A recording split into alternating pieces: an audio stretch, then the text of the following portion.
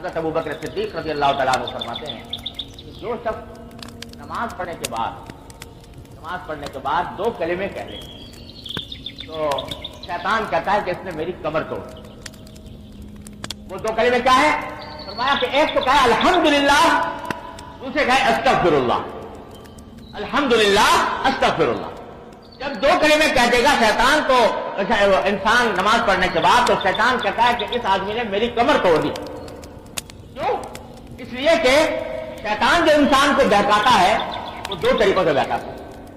ایک تو اس طرح بہکاتا ہے کہ تو کیا تیری نماز کیا، یہ تو ایسی فضول ٹکریں ماری ہیں، اس کا حاصل کچھ بھی نہیں ہے، اس سے مایوسی پیدا کرتا ہے۔ تو اس مایوسی کا حل یہ ہے کہ اللہ تعالیٰ کا شکر ادا کرو اس کی توفیق پر، الحمدللہ، اے اللہ آپ کا فضل و کرم ہے، اپنے فضل و کرم سے آپ نے مجھے نماز کی توفیق عطا فرمائی۔ اور دوسرا شیطان کا جال یہ ہوتا ہے کہ بعض اوقات دل میں انسان کے بڑائی پیدا کر دیتا ہے، کرو ذرا کچھ تھوڑی اچھی نماز پڑھنے کی توفیق ہو گئی نسبتاً پہلے کے مقابلے میں، تو آدمی کا دماغ بعض اوقات یہ سوچنے لگتا ہے کہ میں تو بڑا ولی اللہ بن گیا، میں نے تو بہت بڑا تیر مار لیا۔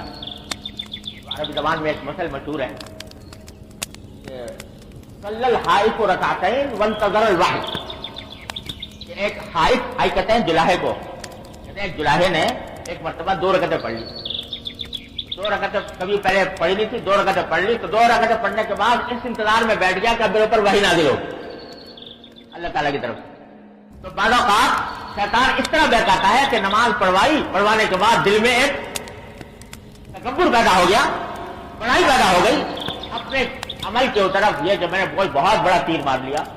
اس کا علاج ہے استغفر اللہ، کہ اللہ جیسی نماز پڑھنے کی حق تھا وہ تو میں ادا نہیں کر پایا، جو کوتاہیاں ہوئی اللہ اپنی رحمت سے اس کو معاف فرمائے۔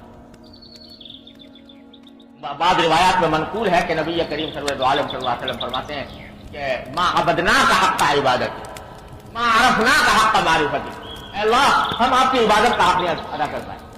کون کہہ رہا ہے؟